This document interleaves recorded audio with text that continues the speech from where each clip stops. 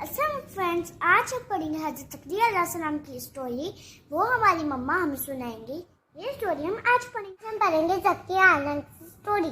اور آپ کو اسٹوری کون سنائے گا؟ مما. السلام علیکم جی. تو فرینڈس اب ہم اسٹارٹ کرتے ہیں حضرت زکریا علیہ السلام کی اسٹوری. اس اسٹوری کو لکھا ہے ثانیہ سنین خان نے اور اس کا ترجمہ کیا ہے ریاض آفندی نے. جی تو بچوں، پیارے بچوں، آپ نے قرآنی واقعہ نبی عیسیٰ علیہ السلام کی پیدائش ایک معجزہ میں زکریا علیہ السلام کے بارے میں پڑھا ہوگا. آپ علیہ السلام بڑے رتبے والے انسان تھے. آپ علیہ السلام حضرت مریم علیہ السلام کے چچا تھے اور یروشلم میں حرم پاک کے بہت بڑے راہب تھے.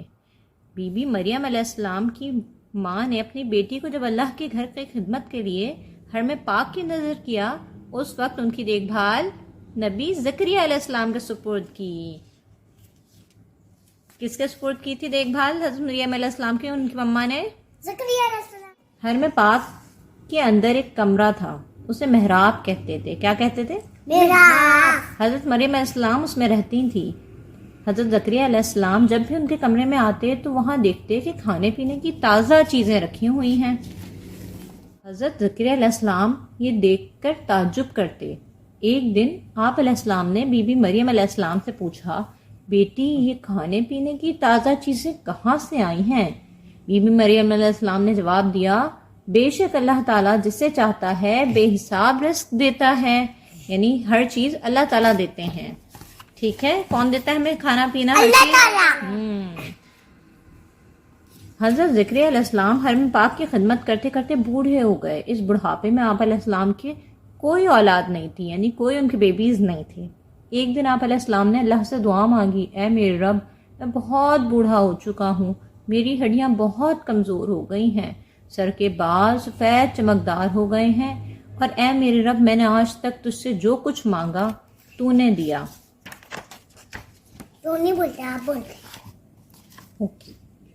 اللہ نے آپ علیہ السلام کی خوبصورت دعا سنی اور کہا، اے زکریا، ہم آپ کو ایک بیٹے کی خوشخبری سناتے ہیں، اس کا نام یحییٰ ہوگا. کیا نام تھا حضرت زکریا علیہ السلام کے بیٹے کا؟ یحییٰ. حضرت یحییٰ علیہ السلام. زکریا علیہ السلام کو تعجب ہوا، حیرت سے پوچھا، اے میرے رب، میرے ہاں بیٹا کیسے ہو سکتا ہے؟ میری بیوی بہت کمزور اور بوڑھی ہو چکی ہیں اور میں بھی بہت بوڑھا ہو چکا ہوں. اللہ تعالیٰ نے کہا، ایسا ہی ہوگا، ہمارے لیے بہت آسان ہے. ہم نے آپ کو پیدا کیا، اس سے پہلے آپ کچھ بھی نہیں تھے.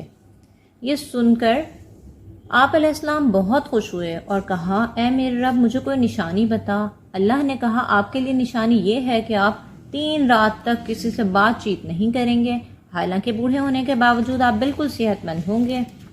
نبی زکریا علیہ السلام بہت خوش ہوئے، ان کے ہونٹ ہل رہے تھے، وہ اللہ تعالیٰ کا شکر ادا کر رہے تھے. آپ علیہ السلام حرم پاک سے نکل کر باہر آئے اور اپنے قوم کو اشارے سے کہا، صبح و شام اللہ تعالیٰ کی حمد و ثنا بیان کرتے رہو. اس طرح بڑھاپے میں حضرت زکریا علیہ السلام کی دعا قبول ہوئی. آپ علیہ السلام ایک بیٹے کے باپ بنے اور اس کا نام یحییٰ رکھا. اللہ نے یحییٰ علیہ السلام کو اپنے پاس سے پیار کرنے والی روح عطا کی، رحم کرنے والا، صاف ستھرا رہنے والا، برائیوں سے بچنے والا بنایا. وہ بچپن ہی سے دانا تھے. دانا کون ہوتے ہیں؟ نہیں پتہ. عقل مند تھے. ابھی وہ بچے ہی تھے کہ انہیں نبی بنا دیا گیا. وہ ایک نیک اور اچھے انسان تھے. ماں باپ سے بہت محبت کرتے تھے، ان کی عزت کرتے تھے، ان کا کہا مانتے تھے. وہ غرور کرنے والے اور نافرمان نہیں تھے. پیارے بچوں، اس قرآنی واقعے سے سبق ملتا ہے کہ اللہ تعالیٰ ایمان والوں کی مدد کرتا ہے اور ایسی مدد کرتا ہے کہ دیکھنے والے حیرت میں پڑ جاتے ہیں. وہ اپنے فرمانبردار بندوں کی دعا سنتا ہے اور قبول کرتا ہے. حالانکہ دعا مانگنے والا یہ سمجھتا ہے کہ وہ دعا کے ذریعے اللہ سے جو کچھ مانگ رہا ہے شاید وہ اسے نہ ملے، مگر اللہ ناممکن کو ممکن بنا دیتا ہے.